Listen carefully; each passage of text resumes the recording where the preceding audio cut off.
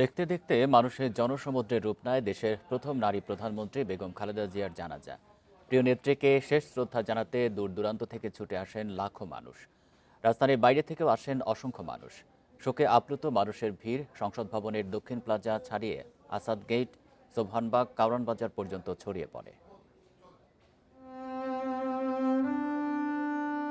অনিবার্য অনন্তের পথে যাত্রা,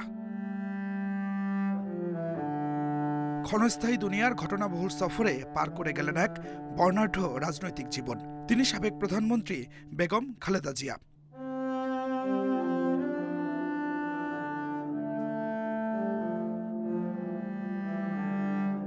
দেশের মানুষের কাছে আবেগ ভালোবাসার এক নাম। তার বহিঃপ্রকাশ মানিক মিয়া অ্যাভিনিউয়ে।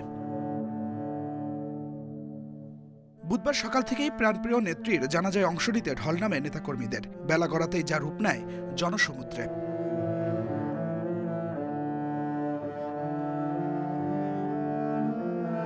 রাজধানীর বাইরে থেকে বেগম খালেদা জিয়াকে শ্রদ্ধা জানাতে আসেন অসংখ্য মানুষ। জানাজার আগে সংসদ ভবনের দক্ষিণ প্লাজা ছাড়িয়ে শ্যামলী, আসাদ গেট, সোবানবাগ, কারওয়ান বাজার পর্যন্ত ছড়িয়ে পড়ে মানুষের উপস্থিতি।